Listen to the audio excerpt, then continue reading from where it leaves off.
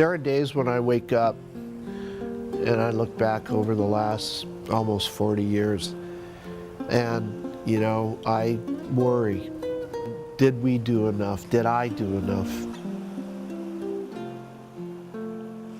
He's ruthlessly honest most of the time, which I think is a big part of why he's gotten as far as he's gotten. He's just somebody that's not afraid of being in the mix, and at the same time is not looking for the attaboy on his back.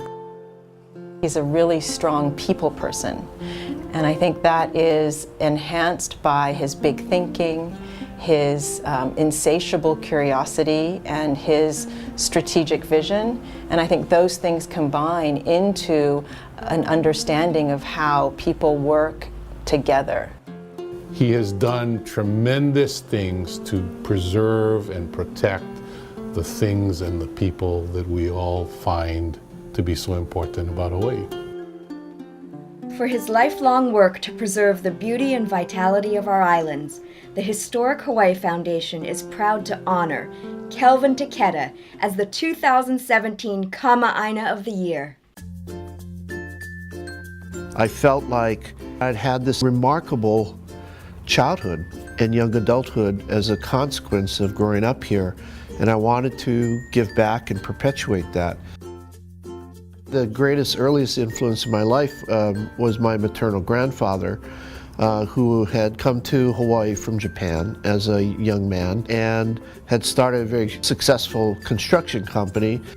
What was so interesting about him was I saw the way that he interacted with people, from the laborers that worked for the construction company to people like the mayor or the governor, and I was amazed at how he treated everybody the same. Probably the greatest single value that I brought into the nonprofit sector, or the interest in it, was the opportunity to work with people across the board. The idea of going to work for a nonprofit like the Nature Conservancy was pure happenstance. It happened because my college roommate was working for the Nature Conservancy, and he told me that they were opening an office here. And I had this amazing interaction with the guy who would end up being my lifelong mentor, Sam Cook. That changed everything. What Kelvin was able to do was he was able to reach through a broad cross-section of the community, for everybody from the mature business people to cultural practitioners to the rich to the poor. The element that he provided, which helped solidify the work that the Conservancy did, really was inspiration.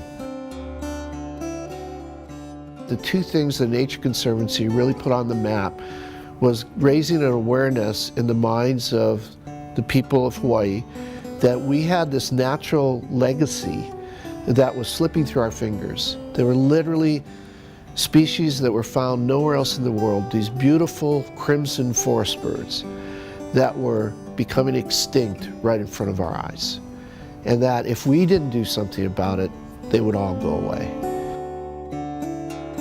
He would be the last to roll out a map of the state of Hawaii and said, if it wasn't for the Nature Conservancy under my leadership, all these places would no longer be what they currently are. But that's the case. I put a deal together for us to preserve a bunch of land on Molokai, and we're having sort of the blessing or the opening of the preserve there, and I was talking to one of the major donors, and I said to him, thank you for all you've done to make this possible. And he said to me, no, thank you, because this is the most important thing I've done in my life. And for me, that became probably the moment when I understood how important philanthropy was, not just for the people that were benefited by the philanthropy, but what it did for the person themselves. One trait that Kelvin has is he doesn't get amnesia. He doesn't forget where he's come from, nor does he forget the people that we're ultimately trying to serve. His unique gift is to help people within different communities understand the unique role that they play in helping to make Hawaii a better place. We're the steward of 800 funds and growing at the foundation, and I like to say behind every one of those funds is a story about a person who chose to give back. And that act is so inspirational in and of itself. You know, some of the greatest stories we have of people that have made a profound difference in people's lives is with a pretty small amount of money. So this is not a game just for rich people, this is a game for everyone. He always says you move to the fast water. You want to make the biggest impact, you go where the water's moving fast. And I think that implies that it's not going to be a safe place. You better kind of buckle up and get ready. But he likes the fast water. He's taken on everything from the usual, which is the environment and education, but he's also gotten heavily involved in trying to improve government. And that's something that very, very few people have had the courage to try to do. The Freshwater Initiative recognized that Hawaii was on a pathway towards a future crisis. I mean, he had the foresight to lead an effort and to establish the goal of bringing back 100 million gallons of fresh water a day, which meant bringing stakeholders that otherwise would not come to the table, to be at the table, have conversations. We were convening them in boardrooms and trying to find common ground. And as a result of it, we're well on our way and would not be here without him.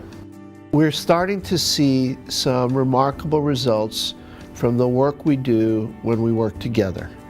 We brought 7 public middle schools together to work on how they might improve the outcomes for at-risk middle school kids, and we're beginning to see now that those kids are now transitioning and graduating from 9th grade on track and on time at a much higher rate than they were before. That's an effort of those schools, the counselors, the principals, the teachers all working together.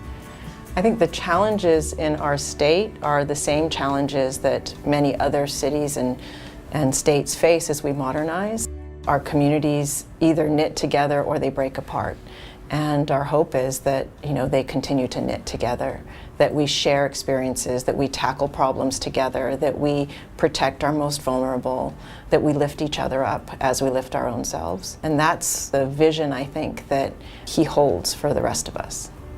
The community that we see today would be less livable, less robust, less, in a lot of ways, it would be less if Kelvin Taketa hadn't been here. Kelvin is rooted in Hawaii, not just where it's going to be, but more importantly, in fact, where we were a long time ago. That is important to him, and that to me is really what a āina is, somebody who cares about our past to help frame our future. You know, my hope for the future is that people increase their level of awareness about the importance and the opportunities of making a difference in Hawaii, and will find their way to each other so that they can work together and create enough of a critical mass to make the kind of difference that we aspire to make.